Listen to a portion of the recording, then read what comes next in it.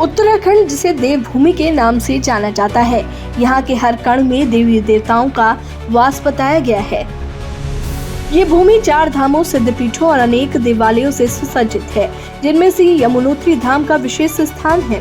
उत्तरकाशी जिले की ऊंचाइयों में स्थित ये धाम अपनी पौराणिक और धार्मिक महत्ता के लिए विश्व प्रसिद्ध है, किंतु ये एक रहस्य ही है कि मां यमुना कब धरती पर अवतरित हुई और यमुनोत्री धाम की स्थापना कब हुई। प्रामाणिक ऐतिहासिक साक्ष्य नहीं मिलते हैं, लेकिन ये माना जाता है कि पांडव काल से पहले भी ये स्थान अस्तित्व में था।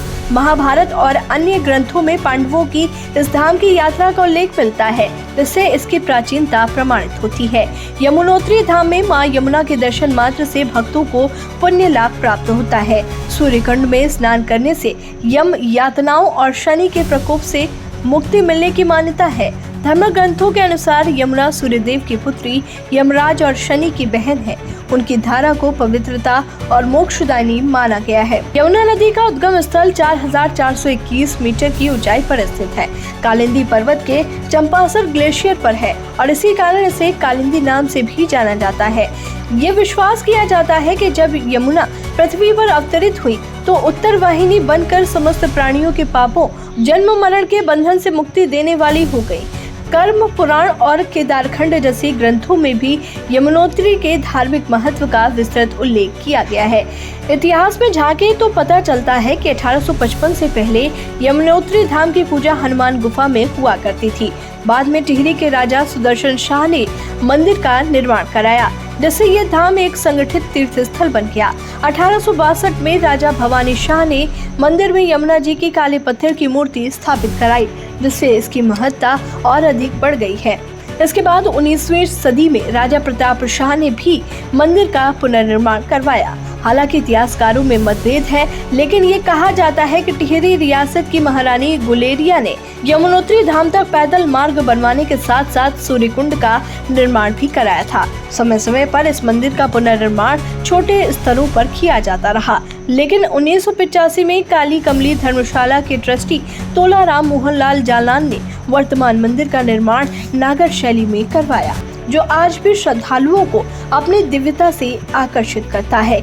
यमुनोत्री को 4 धाम यात्रा का पहला पड़ाव माना जाता है। हर वर्ष अक्षय तृतीया के दिन यात्रा आरंभ होती है, जो पहले यमुनोत्री, फिर गंगोत्री, उसके बाद केदारनाथ और अंत में बद्रीनाथ जाकर पूर्ण होती है। उत्तरकाशी जिले में स्थित ये धाम हर साल लाखों श्रद्धालुओं को अपनी ओर आकर्षित करता है।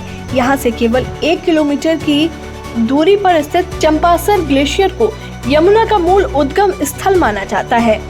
हिमालय की ऊंचाइयों में स्थित ये ग्लेशियर 4421 मीटर की ऊंचाई पर स्थित है, जिसे कालिंदी पर्वत भी कहते हैं। पौराणिक कथाओं में भैया दूज के दिन यमुना में स्नान करने का विशेष महत्व दिया गया है। मान्यता है कि इस दिन जो भी भक्त यमुना में स्नान करता है वो यमराज के कोप से मुक्त हो जाता है। यही कारण है कि यमुनोत्री धाम में यमराज की भी पूजा की जाती है। हिंदू धर्म ग्रंथों में यमुनोत्री धाम का विशद उल्लेख मिलता है। कूर्म पुराण, केदारखंड, ऋग्वेद और ब्रह्मांड पुराण में इसे यमुना प्रभव तीर्थ कहा गया है। यह भी माना जाता है कि यमुनोत्री में कभी संत असित का आश्रम हुआ करता था।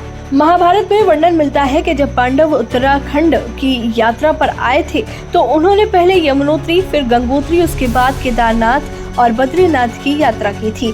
तब से लेकर आज तक उत्तराखंड में 4 धाम यात्रा इसी क्रम में संपन्न होती है। यमुनोत्री का मंदिर समय समय पर प्राकृतिक आपदाओं का शिकार होता रहा है। भूकंप के कारण ये एक बार पूरी तरह से ध्वस्त हो चुका है, लेकिन श्रद्धा और आस्था के बल पर इसे बार बार पुनर्निर्मित किया गया है। हालांकि यमुनोत्री धाम का वास्तविक स्रोत जमी हुई बर्फ की झील और चंपासर ग्लेशियर ही है, जो इसे अन्य तीर्थ स्थलों से अलग बनाती हैं। आज भी हर वर्ष लाखों श्रद्धालु कठिन यात्रा के बावजूद इस पवित्र धाम की यात्रा करते हैं। यह स्थल केवल एक धार्मिक केंद्र ही नहीं, बल्कि उत्तराखंड की सांस्कृतिक और ऐतिहासिक धरोहर का प्रतीक भी है।